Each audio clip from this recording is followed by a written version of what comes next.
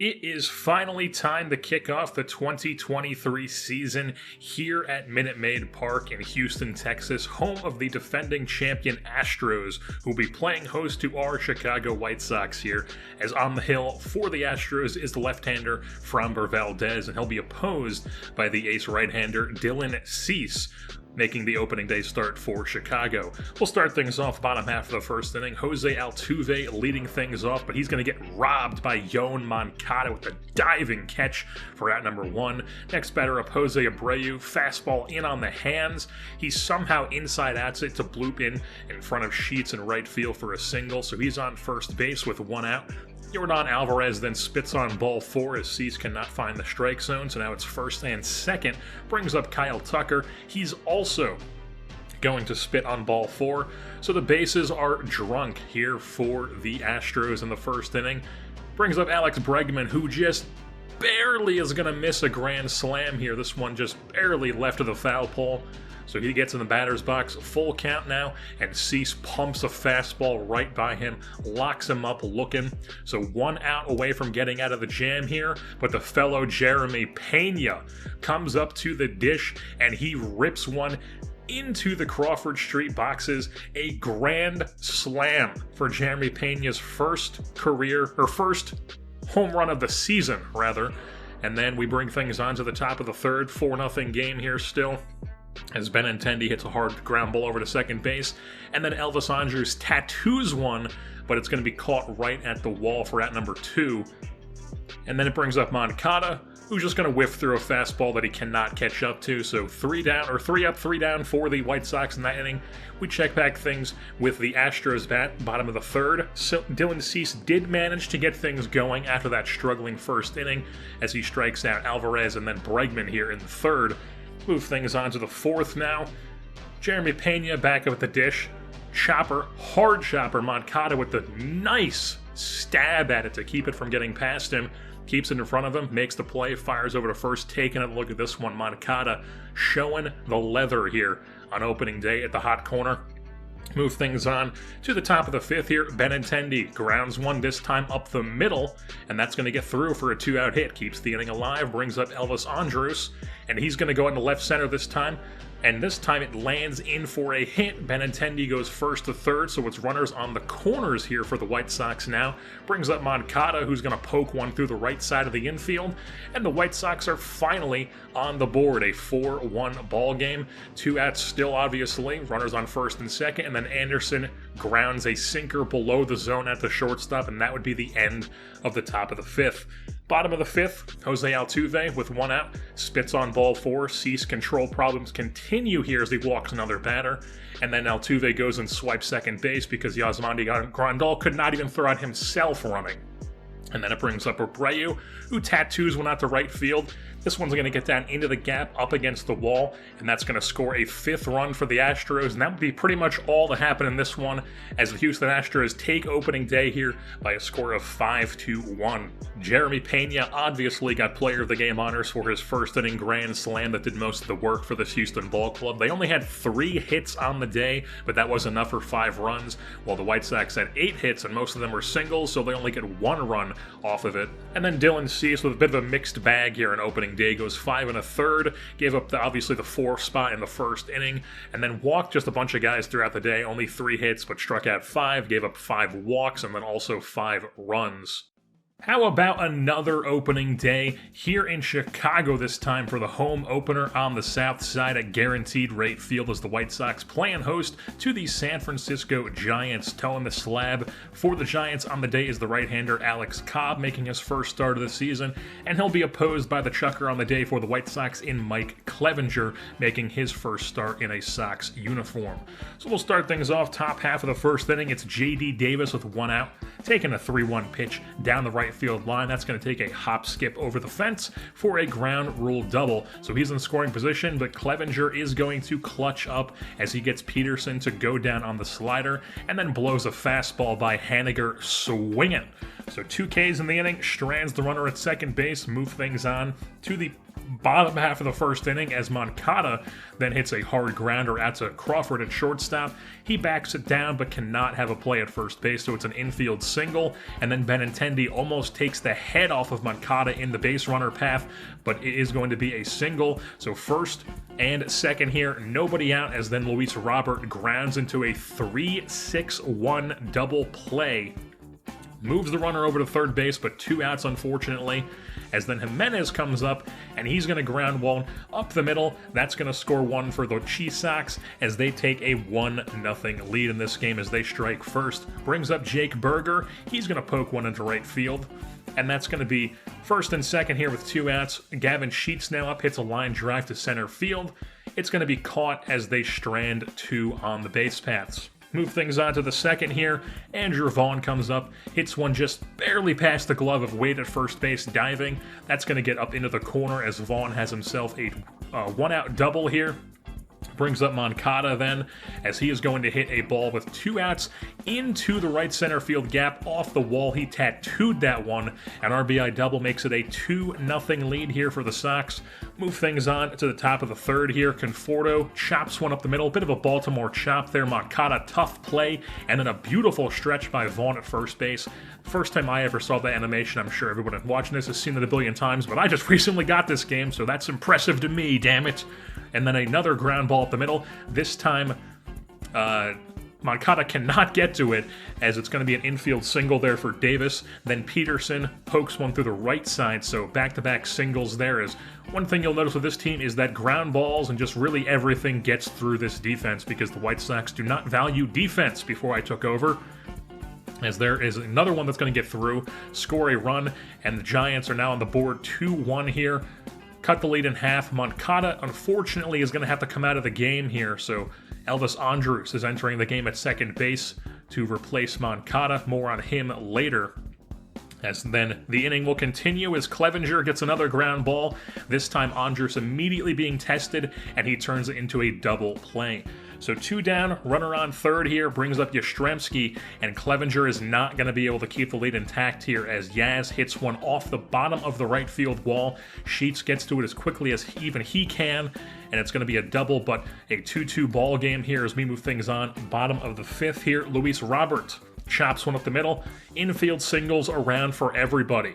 So he beats it out on first base. Brings up Eloy Jimenez. Ground ball to Davis. Cannot field it cleanly. And the throw drags Wade off the bag. So he reaches on an error. First and second here with 2 outs. Brings up Jake Berger. Chops one broken bat off the bag at first. Hop skips over Wade's glove. That's going to score Robert from second base. It's now a 3-2 White Sox lead as they reclaim it. And then Sheets would come up with runners on first and second, ground one over to second base, and they finally get out of the inning. We then move things on to the top of the 6th inning, where Jock Peterson is going to ground one through the left side of the infield. That's going to be a 1-out single. Move thing on. Mitch Haniger at the dish now. Another ground ball gets through, this one past the diving glove of Vaughn at first base.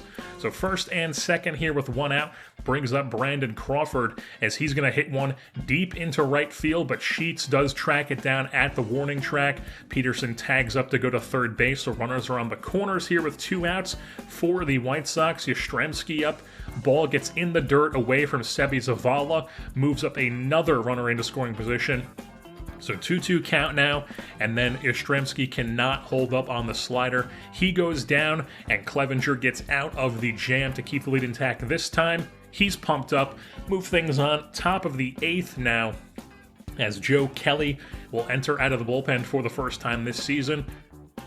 With 2 outs, it's Jock Peterson at the dish, and he is going to tattoo a ball into right center field. This one's off the bottom of the wall. Easy double there with 2 outs for Peterson.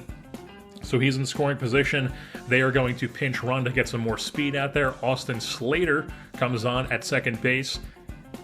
And then Mitch Haniger cannot pull the trigger on the knuckle curve, locks him up inside half, so he strands a runner at second base. 3-2 lead remains as Kendall Graveman comes on here for the top of the 9th. looking for the save. His first opportunity did not go well as he blew it, but with 2 outs, brings up Lamont Wade Jr. He's going to keep this game alive. Goes opposite field, left center, up over the wall. That's going to be a ground rule double.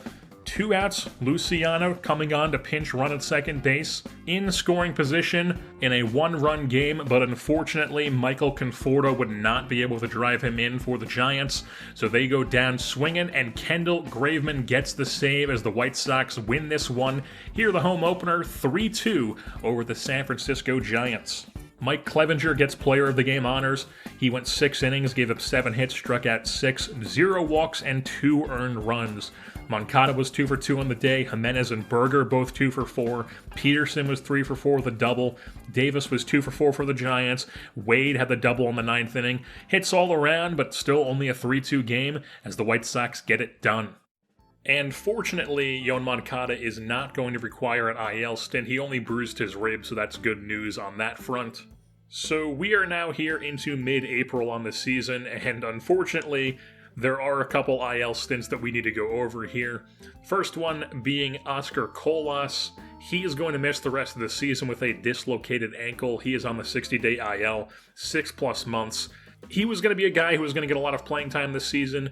Eventually somebody who I'm looking at to be like either ideally the 4th outfielder on like the next good White Sox team, or maybe he could take over as the right fielder. Who knows, but Oscar Colas not going to be playing anymore this season.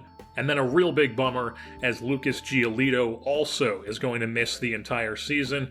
He tore his labrum after like 2 starts. Just an absolutely brutal hit to our team because he is a guy who is an impending free agent. So he is somebody that I was looking at to possibly flip, or definitely flip at the deadline to try to restock this just absolutely barren minor league system that we have. So that means that we had to make a couple moves to replace these guys on the big league roster. Davis Martin is being called up from AAA. He is a guy who got 63 1/3 innings for this White Sox team last year. He's now back up in the big leagues.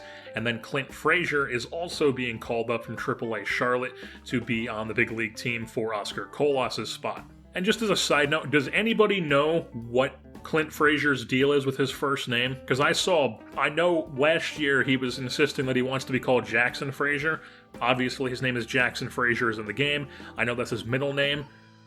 I've seen a few White Sox this year, and broadcast just calls him Clint Frazier all the time. He just gets called Clint Frazier all the time. So I don't really know what I'm supposed to call him at this point, so I'm probably just going to keep calling him Clint Frazier because that's what I've most recently heard, as of recently, like 2 days ago. We even had a stint with Jake Berger where he was on the IL for about a week, but fortunately he is back.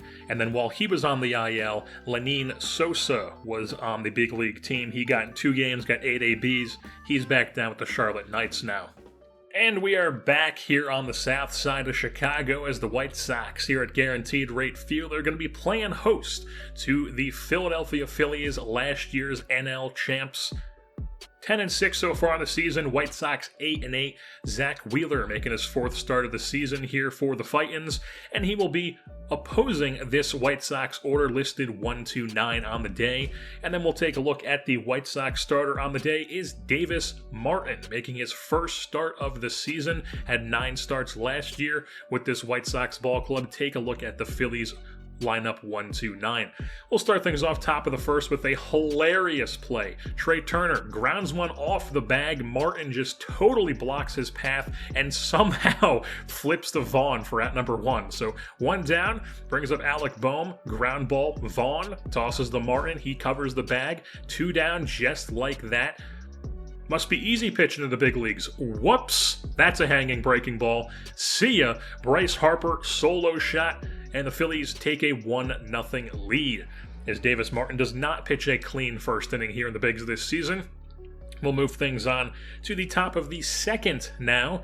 JT Realmuto leading things off here. Spits on ball 4, just barely misses, but he'll take his base. And then being the only catcher in the game, essentially, who can do this, goes and swipes second base as Grandal has no chance at throwing out Realmuto.